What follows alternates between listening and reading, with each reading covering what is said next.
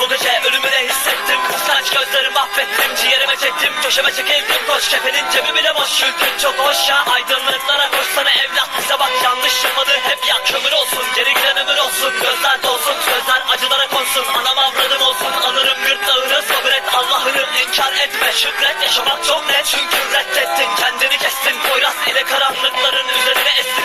Zıvanayı test ettim, vurdum, ölüyorum Allah'ım yaralandık. Kır baktık, yalnız kaldık, iki yaralı kaderim olalı. Dert çile çekmek, sokakta sırtlara ekmek yok. Devreye gezen memurlar şok oluyor, rap doluyor kalbimin odalarına. Zorlama beni emiri, keşfolavu beynine kaz. İzmir kış yaz fark etmez, yer altında kimseyi affetmez. Çoluk çocuk katletmez, savaşımız asla bitmez. Kendini bilmez isyankar, neye fayda son pişmanlık.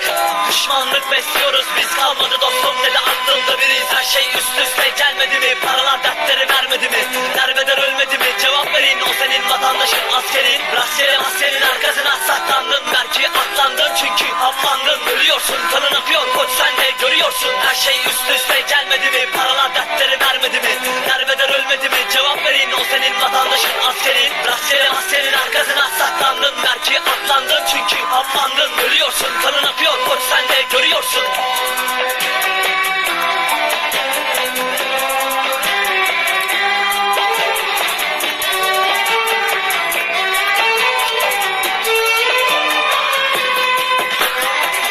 Bu kadar zor olmamalı, isyanlarım Allah'a değil. Baktım pencereden dalmış gitmiş ruhum gökyüzüne. Bunalımın esiri oldum çıktım, ağladım her gece tek başıma.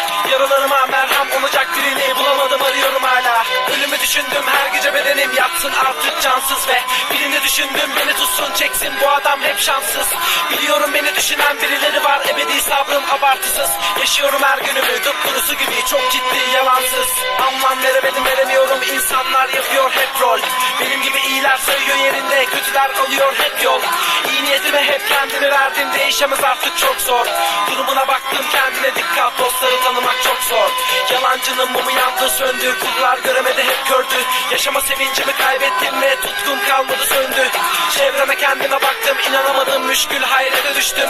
Kaldım yine tek başıma, bomboş dünya, hayret hayata küstüm. Her şey üst üste gelmedi mi, paralar dertleri vermedi mi, derbeder ölmedi mi, cevap verin o senin vatandaşın askerin. Rastgele maskenin arkasına saklandın, belki atlandın çünkü haplandın. Ölüyorsun, kanın akıyor koç sen de görüyorsun. Her şey üst üste gelmedi mi, paralar dertleri vermedi mi, derbeder ölmedi mi, cevap verin o senin vatandaşın askerin. Rastgele maskenin arkasına saklandın, belki atlandın çünkü haplandın. Ölüyorsun, kanın akıyor koç sen de görüyorsun.